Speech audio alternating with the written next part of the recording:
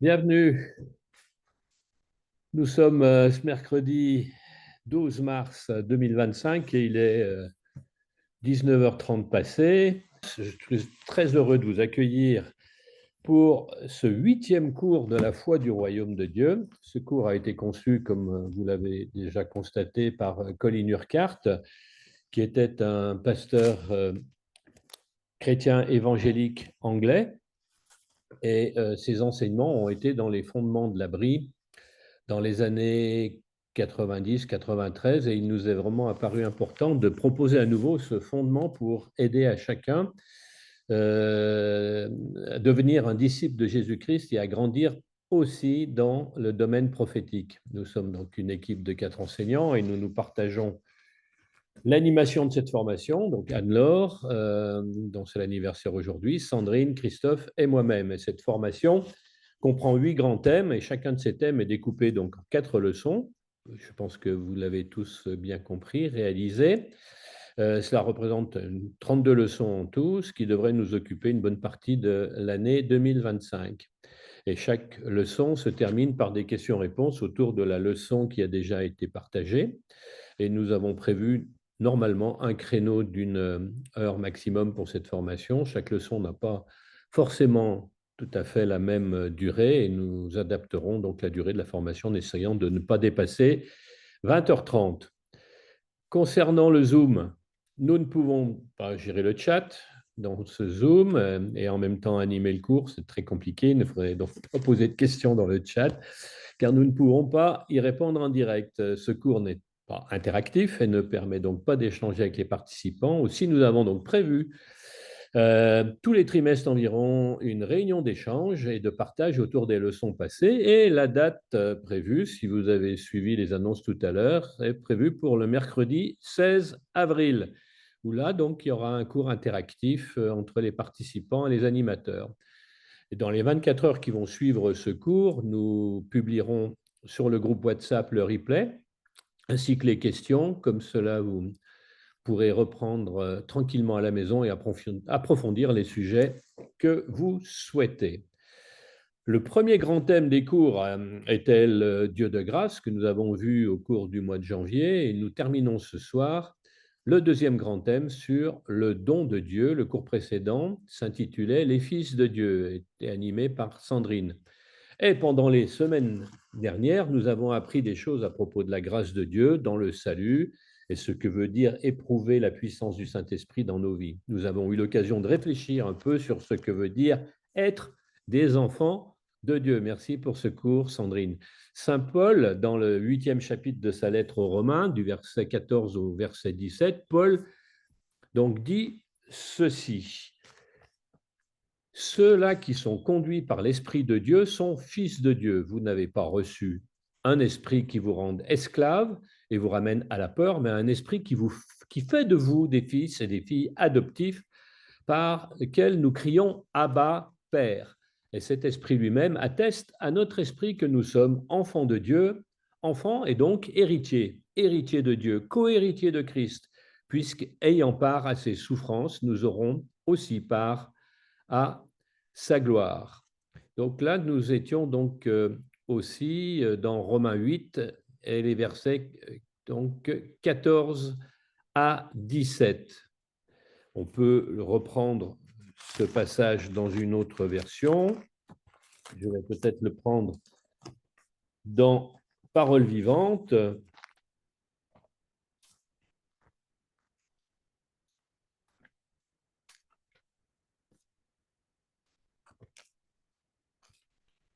Un petit peu de patience, mais vous pouvez aussi chercher dans d'autres versions, ces versets de Romains 8, des versets 14 à 17, où il est dit, car ceux qui se laissent diriger par l'Esprit de Dieu sont fils et filles de Dieu. En effet, vous n'avez pas reçu un esprit servile, l'esprit qui vous a été donné ne vous transforme pas en esclave, il ne vous ramène pas sous la férule de la crainte, il vous a introduit de plein droit dans la famille de Dieu. Il a fait de vous les fils et les filles adoptifs de Dieu, ce qui nous permet de l'appeler Père, mon cher Père. C'est encore l'Esprit Saint qui atteste à notre esprit, oui, tu es un enfant de Dieu. Enfant de Dieu, mais alors, nous sommes aussi ses héritiers. Nous aurons donc part à tous les trésors de Dieu, exactement comme Christ, et tout ce que Dieu donne à son Fils sera aussi nôtre.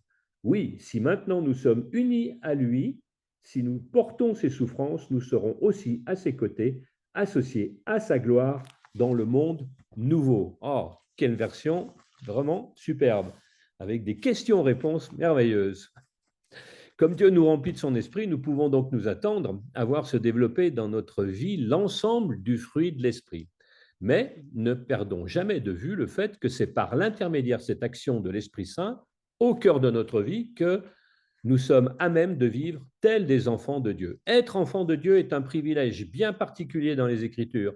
Tout le monde n'est pas enfant de Dieu, ne le sont que ceux qui croient au Seigneur Jésus-Christ comme Seigneur de leur vie et qui confessent cette foi. Les Écritures nous apprennent que nous ne pouvons dire que nous ne pouvons reconnaître que Jésus est Seigneur que par l'œuvre du Saint-Esprit en notre vie. Ce n'est pas par nous-mêmes, c'est par l'action du Saint-Esprit en nous. Dieu, par la puissance du Saint-Esprit, veut se révéler à nous d'une manière tellement réelle et personnelle afin que nous le connaissions vraiment comme Père. Comme nous l'avons dit, nous pouvons l'appeler Père, mon cher Père, dans la parole vivante. Donc, qu'il soit près de nous, qu'il nous protège, nous le connaissons vraiment comme Père, et il nous remplit de sa puissance et il nous conduit alors dans chaque détail de notre vie. Quelle aventure! À ce sujet, en plus des questions mises par Christophe sur le site WhatsApp, il nous était demandé une petite étude supplémentaire dans le dernier cours il y a 3 semaines. Sandrine nous avait demandé de lire l'Évangile selon Jean avec l'intention précise d'étudier la relation entre Dieu le Père et son Fils Jésus-Christ. Il veut que nous reflétions cette relation dans nos vies. Alors j'espère que vous avez pu réaliser cette étude en relisant l'Évangile de Jean pendant ces 3 semaines. Personnellement, je l'ai fait dans la version parole vivante, que ce soit des premiers miracles, Cana, la guérison à distance, la piscine de Bethesda, jusqu'à la résurrection de Lazare dans Jean 11.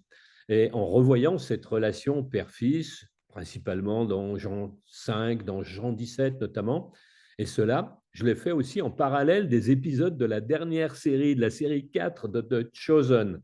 Et à ce sujet, la prochaine série, la numéro 5, le dernier souper de Last Supper, arrive très bientôt à l'occasion de la période pascale au mois d'avril. Au total, ils ont prévu 7 saisons. Donc, on va arriver à la saison 5. J'espère que vous avez trouvé l'application de Chosen sur les réseaux Internet.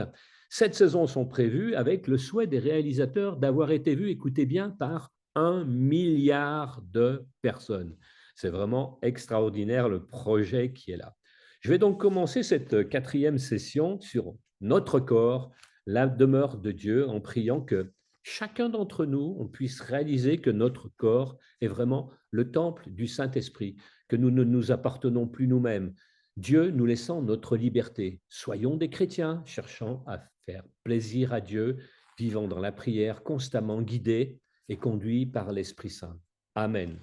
Alors, cette 4e session, notre corps, oh, quel programme, la demeure de Dieu. Oh, après notre dernière étude sur notre filiation avec notre Père Céleste il y a déjà 3 semaines, je suis convaincu que vous marchez plus près de Dieu, que c'est comme un enfant qui suit son Père, que vous arrivez à le prier comme un Père et que vous goûtez plus profondément et plus pleinement cette révélation que Dieu nous offre. N'oubliez jamais cela, c'est une relation qui est donnée par Dieu. Il nous est impossible de la mériter, il nous est impossible de la gagner.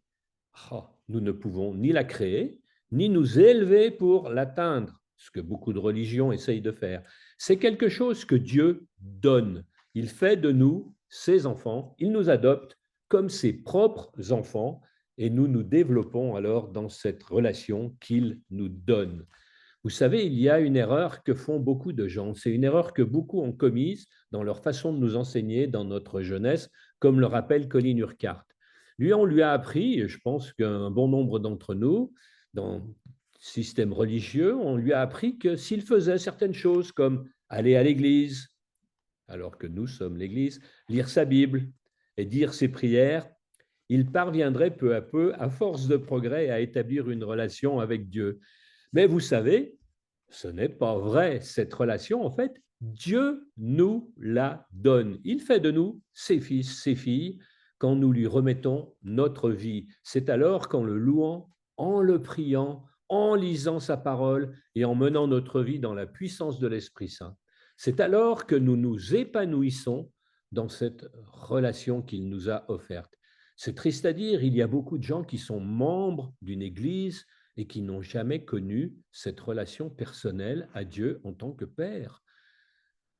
Ça n'est pas cela que Dieu envisage. Et c'est la raison pour laquelle il nous a fallu consacrer le début de notre enseignement à la simple affirmation de notre engagement dans le Seigneur Jésus-Christ et réaffirmer que grâce à la puissance et la vie de l'Esprit qui agissent en nous, nous savons qu'il est notre Père.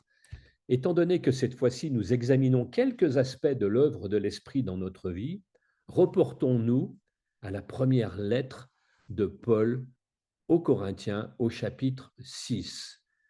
Paul y déclare quelque chose d'extrêmement important, verset 19.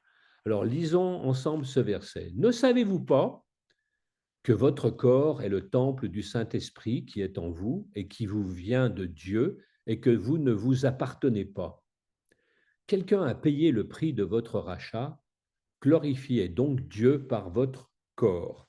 Alors, je vais reprendre ce verset de 1 Corinthiens 6 dans la Thomson, dans un premier temps.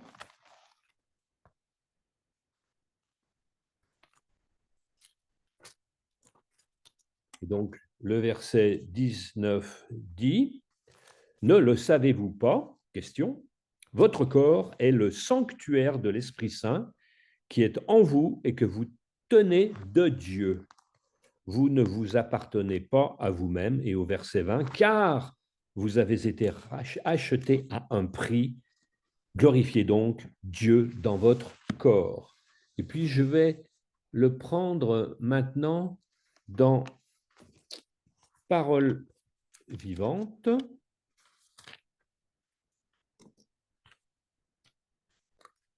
1 Corinthiens 6, verset 19. « Auriez-vous oublié que votre corps est le sanctuaire même du Saint-Esprit, qui vous a été donné par Dieu et qui maintenant demeure en vous? Vous n'êtes donc plus les maîtres de votre corps et vous ne pouvez pas en disposer à votre gré. Vous ne vous appartenez plus, car c'est à un grand prix que vous avez été rachetés. Honorez donc Dieu et rendez-lui gloire par votre corps même, aussi bien que par votre esprit, car tous deux appartiennent à Dieu. » Nous sommes un temple de l'Esprit Saint, ou si vous voulez, notre corps est la maison de la présence de Dieu. Dire que Dieu a rempli notre vie de son Saint-Esprit, c'est reconnaître que Dieu est venu vivre en nous, qu'il est venu établir sa résidence dans notre vie. Lorsque Jésus parlait à ses disciples au cours du dernier repas, voici ce qu'il a promis. Et lisons ce verset dans Jean 14, 23. « Le Père et moi, nous viendrons faire notre demeure en vous. » Oh, le Père et Jésus viendront faire leur demeure en chacun d'entre nous. C'est ce que Jésus a dit à ses disciples. Et c'est ce que Dieu veut réellement signifier par vivre en nous, par la puissance de son esprit. Dieu élit domicile chez nous, en nous.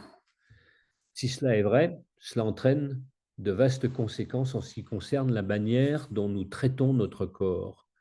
Voyez-vous, notre corps nous héberge, chacun de nous. Il offre un abri à notre âme, à notre personnalité, à notre esprit. Comme dit Flo souvent, nous sommes un esprit qui a une âme qui vit dans un corps. Notre Dieu vient vivre en nous en tant que personne. Alors Dieu est concerné par chacun des aspects de notre vie, comme un partage. Il s'intéresse à notre corps physique, à notre personnalité, notre volonté, notre vie affective, notre argent, nos ressources, en un mot, à tout. Et quelle en est la raison? C'est le fait que nous appartenons à Dieu. Oh, quelle révélation! Paul le dit, vous ne vous appartenez pas. 1 Corinthiens 6, 19.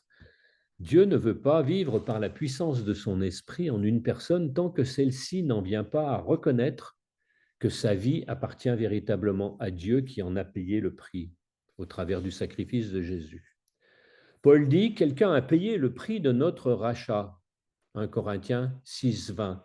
Et puis on peut le retrouver aussi dans 1 Corinthiens, je crois, au chapitre 7 et le verset 23. C'est à un grand prix que vous avez été rachetés. Ne devenez pas esclaves des hommes, donc, frères, que chacun serve Dieu dans les conditions où il était lorsque Dieu l'a appelé. C'est le verset 24. Quand nous étions aliénés et séparés de Dieu, il lui a fallu envoyer son Fils afin qu'il meure pour nous. C'est là le prix que Dieu a payé afin de nous avoir à lui. Il a dû payer ce prix avant de pouvoir réaliser son désir, son projet de venir vivre en nous. Non pas simplement veiller sur nous du haut des cieux, mais venir nous remplir de sa vie, de son amour et de sa puissance, afin qu'il lui soit possible de manifester sa vie à travers la nôtre, afin que même notre corps exprime l'amour et la joie et la paix et la fidélité et toutes les facettes du fruit de l'esprit au sein de notre vie. Autrement dit, Dieu vient vivre en nous par la puissance de l'esprit pour former Christ en nous, comme le dit Paul. Ça, c'est Galates 4, 19. On va le reprendre.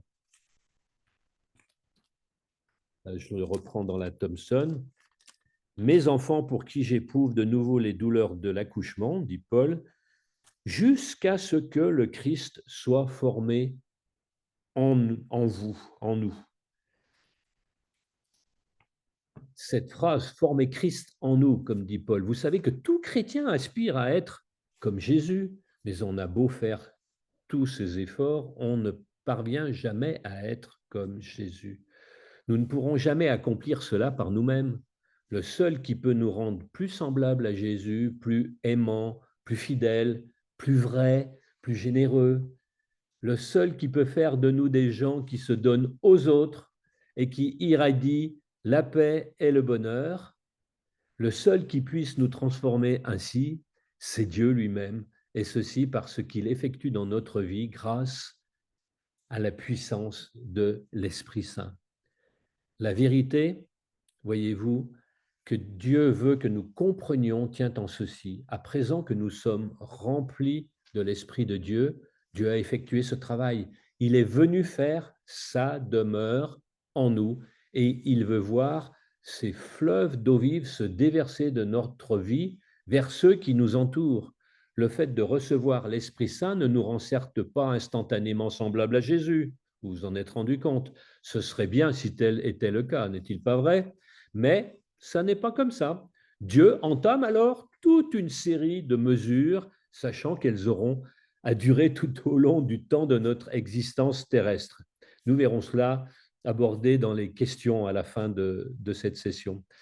Le temps que ça prend. Il nous faut vivre dans l'Esprit Saint, vivre dans la puissance de Dieu qui nous a été donnée pour que l'on puisse vraiment voir le fruit de l'Esprit dans notre vie et que davantage de la personnalité de Jésus puisse vraiment briller à travers nos actes, notre vie, nos paroles, nos attitudes d'hommes et de femmes. Nous ne pouvons pas accomplir cela de nous-mêmes. Aussi, Dieu dit dans Jean 14, 23, « Je viendrai faire ma demeure chez vous et vous mènerai d'une gloire à une autre gloire plus élevée. » Ça, c'est 2 Corinthiens 3, verset 18. C'est ce passage qui dit « transformer de gloire en gloire par le Seigneur l'Esprit ». Comprenez que tel est le projet que Dieu nourrit à notre égard.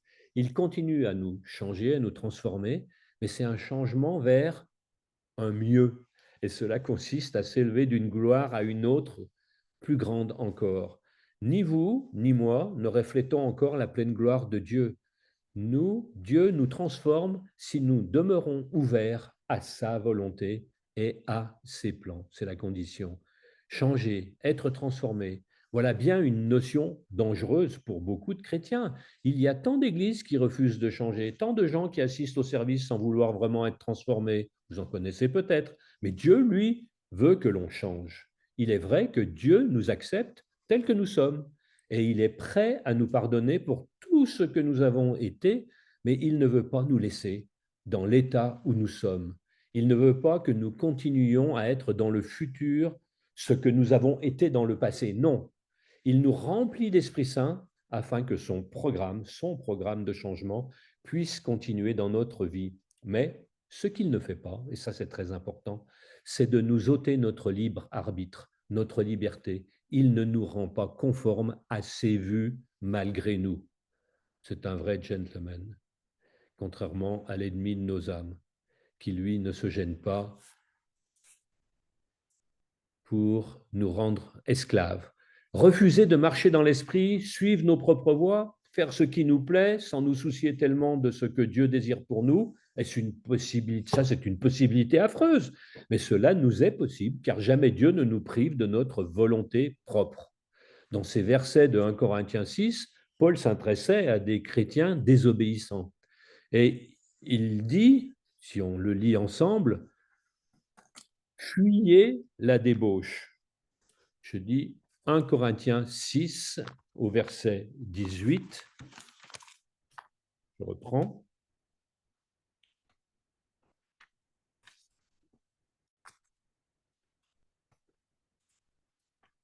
Fuyez la débauche. Tout autre péché commis par l'homme est extérieur à son corps, mais le débauché pêche contre son propre corps. Et c'est alors qu'il dit, ne savez-vous pas que votre corps est le temple de l'Esprit Saint? 1 Corinthiens 6, 19. Ou dans la Thompson, on peut le lire également.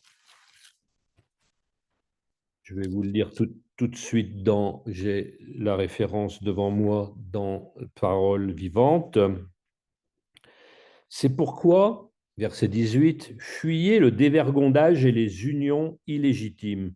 Tous les autres péchés qu'un homme peut commettre ne touchent pas directement son corps, tandis que celui qui se livre à la débauche introduit le péché dans son propre corps.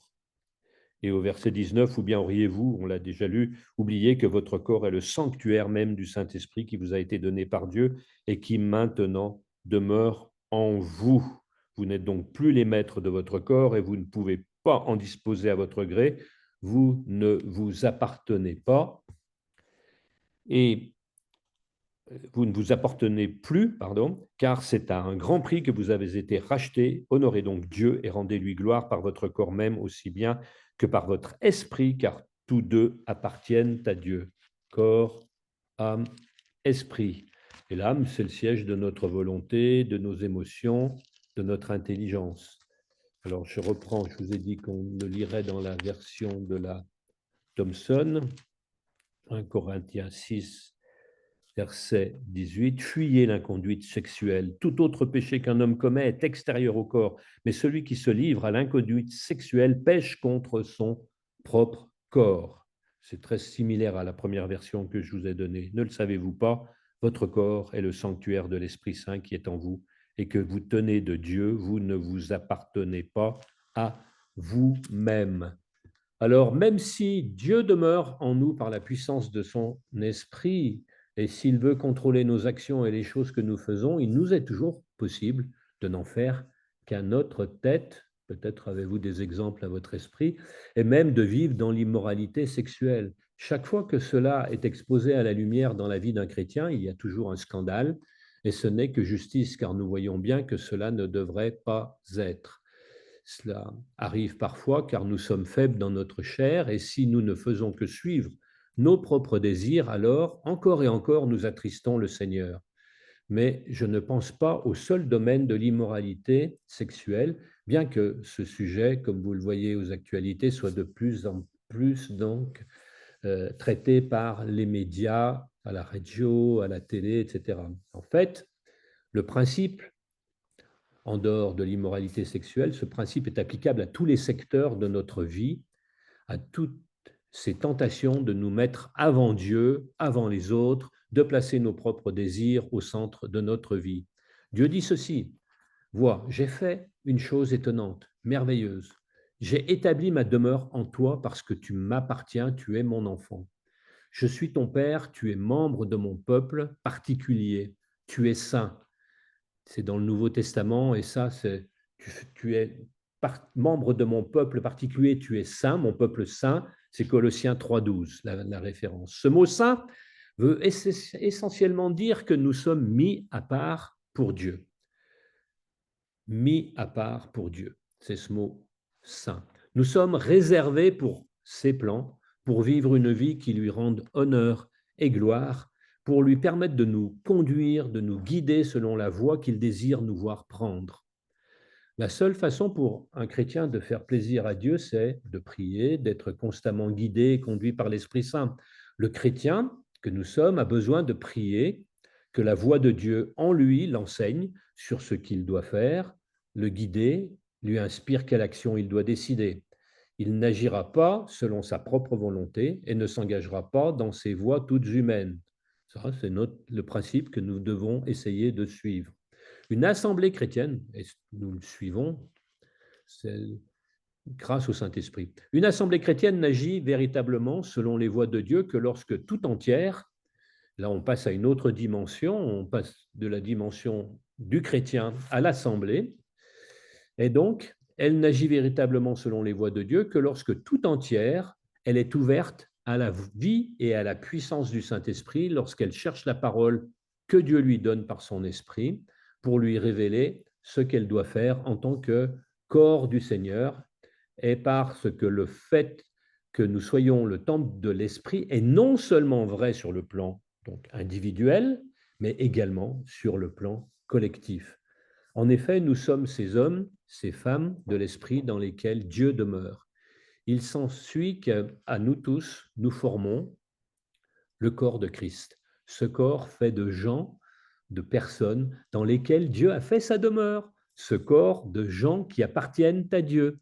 Et Dieu sait que nul n'est capable de manifester la plénitude de la vie de Jésus. Le Saint-Esprit provoquera une révélation sans cesse grandissante de la présence de Jésus dans notre vie. Mais ce n'est que dans la mesure où nous nous aimerons les uns les autres et où nous serons membres les uns des autres que le corps de Christ et que le monde sera confronté à une révélation de Jésus qu'il ne lui sera pas possible de nier. Et nous attendons ces moments-là et nous prions pour ce moment-là.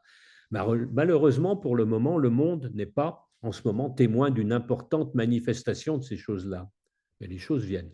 Le monde ne verra l'Église comme réellement le corps de Christ, de la manière voulue par Dieu, que si les individus qui constituent cette Église se mettent à vivre la vérité suivante que nous avons vue plus haut.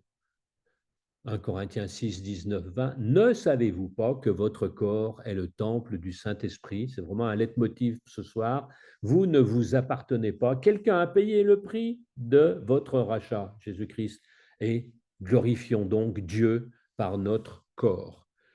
Dieu nous montre-t-il en cet instant qu'il y a quelque chose dans notre façon de vivre qui le déshonore à présent qu'il est notre Père, que nous sommes son enfant et que son esprit demeure en nous? Question, je répète, Dieu nous montre-t-il en cet instant qu'il y a quelque chose dans notre façon de vivre qu'il déshonore? Y a-t-il quelque chose qu'il faille remettre en ordre? Ou peut-être existe-t-il une relation qui ne devrait pas être et dont Dieu veut s'occuper tout de suite? Peut-être y a-t-il une relation empreinte d'amertume, de ressentiment? Dieu vous dit ceci: cela ne me rend pas honneur. Certains d'entre nous ont peut-être besoin à l'égard de leur métier, de leur pratique commerciale ou de leur attitude envers le travail que des choses changent. Il se peut encore que d'autres parmi nous constatent la nécessité que Dieu soit plus nettement glorifié dans leur vie conjugale, dans leurs relations avec leurs enfants, dans leur comportement envers des personnes de l'Église dont ils font partie, dans la façon dont ils utilisent leur argent et leurs ressources financières, voire leur temps. Il peut y avoir tant de choses, et je vais répéter ce petit paragraphe. Certains d'entre nous ont peut-être besoin à l'égard de leur métier, de leur pratique commerciale ou de leur attitude envers le travail que des choses changent. Il se peut encore que d'autres parmi nous constatent la nécessité que Dieu soit plus nettement glorifié dans leur vie conjugale, dans leurs relations avec leurs enfants, dans leur comportement envers des personnes de l'Église dont ils font partie, dans la façon dont ils utilisent leur argent et leurs ressources financières, voire leur temps même. Il peut y avoir tant de choses. Vous avez en vous, nous avons en nous l'Esprit Saint pour nous montrer ce que Dieu veut que nous abandonnions afin que nous puissions le glorifier davantage dans notre corps. Et puis aussi, mes amis, il y aura des moments où par la suite, Dieu nous désignera d'autres choses. Ne résistons pas à la voix de son Saint-Esprit lorsqu'il interviendra ainsi. Alors soyons malléables, accommodants, dociles, soyons reconnaissants envers Dieu de ce qu'il nous aime tant et qu'il prend de chacun de nous un soin tel qu'il veuille que nous reflétions sa vie de plus en plus. Alors, loué soit son saint nom. Voilà, la fin de cette première partie d'enseignement que vous pourrez retrouver en replay. Nous allons aborder maintenant, comme les fois précédentes, quelques questions que vous pourrez retrouver sur la page WhatsApp du cours de la foi du royaume. La première question est la suivante. À la lumière des versets suivants, comment répondriez-vous à un chrétien qui dirait « C'est ma propre vie à moi, je peux en faire ce qui me plaît ». Alors, les versets que nous allons regarder, c'est dans 1 Corinthiens 3, 16 et 17, on l'a déjà vu, 1 Corinthiens 6, 19 également. Alors, 1 Corinthiens 3, versets 16, 17, comment répondre à un chrétien qui dirait « Mais c'est ma propre vie, je peux en faire ce qui me plaît ». Et là, nous sommes interpellés par Paul qui dit « Ne savez-vous pas que vous êtes le temple de Dieu et que l'Esprit de Dieu habite en vous ?» Alors, à cette personne, on peut lui dire « Mais ne sais-tu pas que tu es le temple de Dieu et que l'Esprit de Dieu habite en toi? Si quelqu'un détruit son temple, Dieu le détruira, car son temple est saint et tu es ou vous êtes ce temple. » Et puis également ce verset de 1 Corinthiens 6, 19, déjà abordé dans ce cours, on pourrait lui dire « Ignores-tu que ton corps est le temple même du Saint-Esprit qui t'a été donné par Dieu et qui maintenant demeure en toi? Tu ne t'appartiens donc plus à toi-même. » Là, j'ai mis des « tu » à la place des « vous », mais pour personnaliser par rapport à la question. Une deuxième question, que faut-il qu'il nous arrive à l'intérieur de nous-mêmes pour nous donner la possibilité de recevoir l'amour et la puissance de Dieu dans nos corps? Alors, on peut lire Romains 6, les versets 11 à 14. Je vous laisse le temps de chercher cette référence. Romains 6.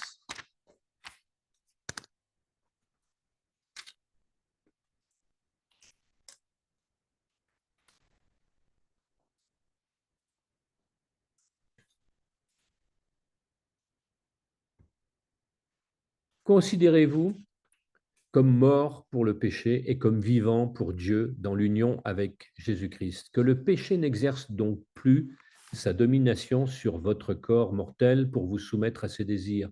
Ne mettez pas vos membres et organes à la disposition du péché comme des armes au service du mal. Mais puisque vous étiez mort et que vous êtes maintenant vivant, offrez-vous vous-même à Dieu et mettez les membres et organes de votre corps à sa disposition comme des instruments pour faire ce qui est juste, car le péché ne sera plus votre maître, puisque vous n'êtes plus sous le régime de la loi, mais sous celui de la grâce. Alors, dans Romains 6, verset 11, dans Parole vivante, ce que vous avez à faire, à vous de prendre la même attitude. Vous êtes mort vis-à-vis du péché.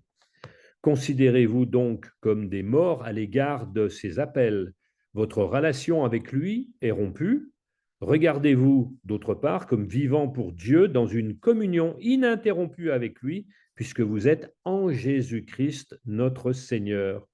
Ne permettez donc plus au péché d'exercer sa domination sur votre corps mortel, ni de se servir de vos membres pour vous asservir à ses convoitises. Son règne sur vous est fini. Refusez donc de lui obéir et de céder aux désirs de vos passions.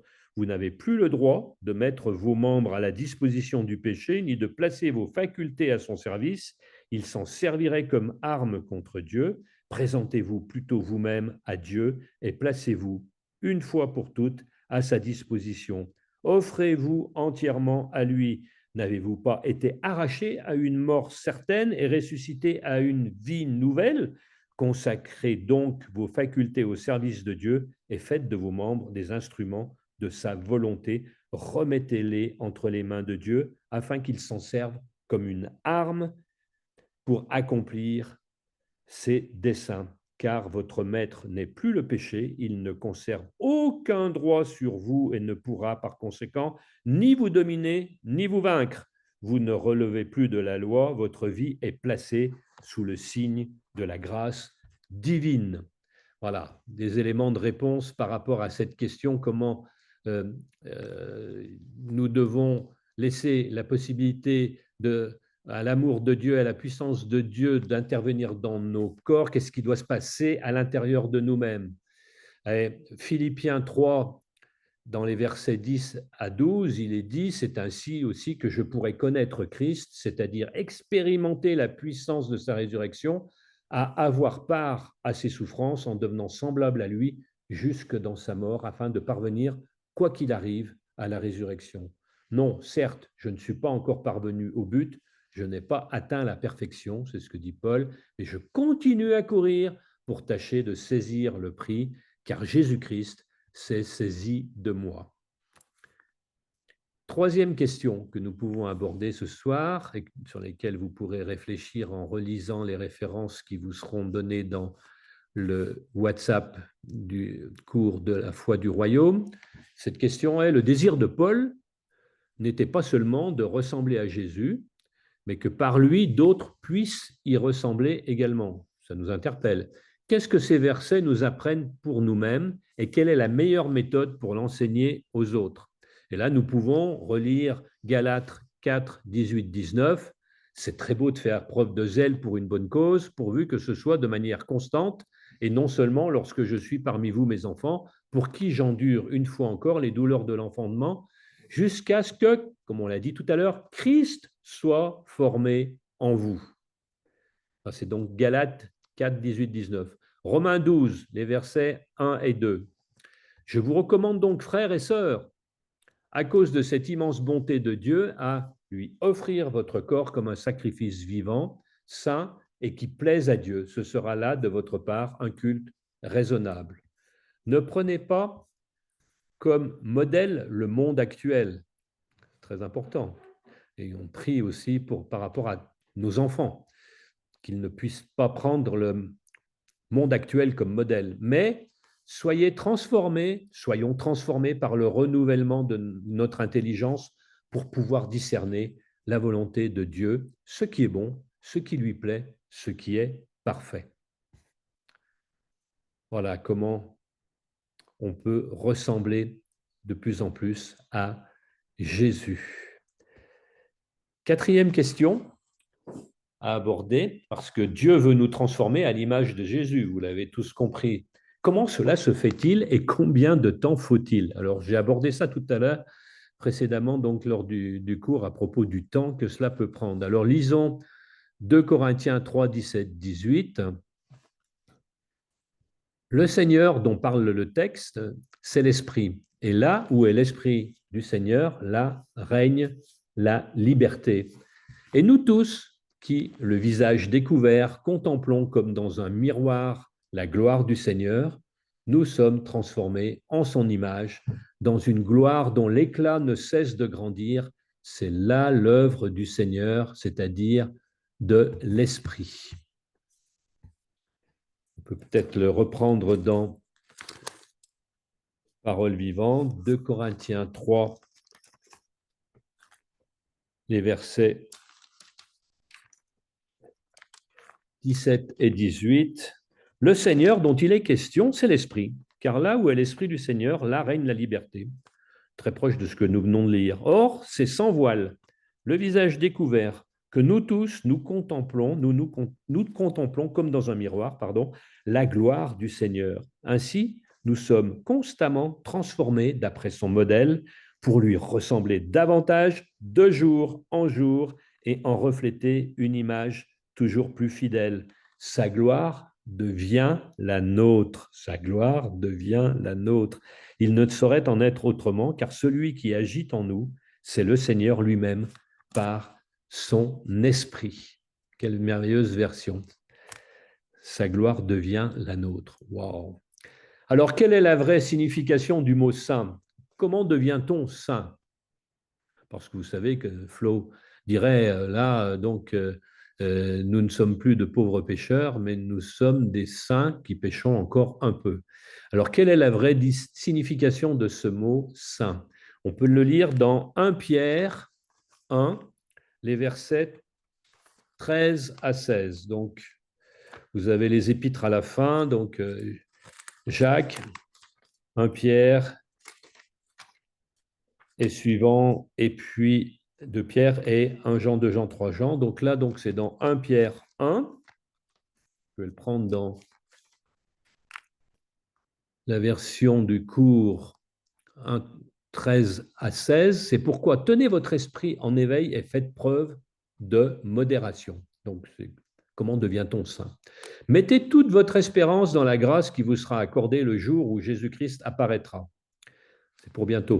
Comme des enfants obéissants, ne vous laissez plus diriger par les passions qui vous gouvernaient autrefois au temps de votre ignorance. Au contraire, tout comme celui qui vous a appelé est saint, soyez saint dans tout votre comportement. Car voici ce que Dieu dit dans l'Écriture, soyez saints, car je suis saint. Et donc dans Parole vivante, rassemblez vos pensées et vos énergies, tenez-vous prêts à avancer et à agir. Soyez sobres et vigilants, gardez le contrôle de vous-même. Tournez toute votre espérance vers la grâce qui vous sera accordée le jour où Jésus-Christ apparaîtra. Comme il convient à des enfants obéissants, ne vous laissez plus mener par les passions qui vous gouvernaient autrefois au temps de votre ignorance. Au contraire, montrez par tout votre comportement que vous êtes séparés du mal pour appartenir à Dieu, comme celui qui vous a appelé est lui-même séparé du mal. En effet, l'Écriture déclare, vous serez saints, car moi, je suis saint. Et c'est une parole qui est extraite de Lévitique 11, 44 et 19, 2. Alors, nous avons vu que, sixième question, nous avons vu que Dieu peut nous habiter en tant que personne. Est-ce que cela est possible pour notre communauté et comment? Intéressant comme question. On l'a vu, Dieu vient demeurer en nous, mais au niveau de la communauté, comment ça peut-il se faire? Et on peut lire 1 Corinthiens 12 au verset 27. Or vous, vous êtes le corps de Christ et chacun de vous en particulier en est un membre. Voilà, on a déjà un élément de réponse. Et Éphésiens 1, 22, 23.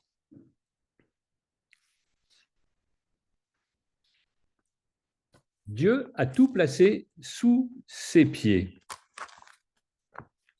Et Christ, qui domine toute chose, il l'a donné pour chef à l'Église, qui est son corps, lui en qui habite la plénitude du Dieu qui remplit tout en tous.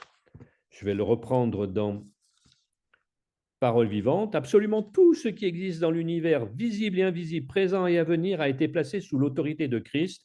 Et dans cette position éminente, Dieu a fait de lui la tête de l'Église qui est son corps.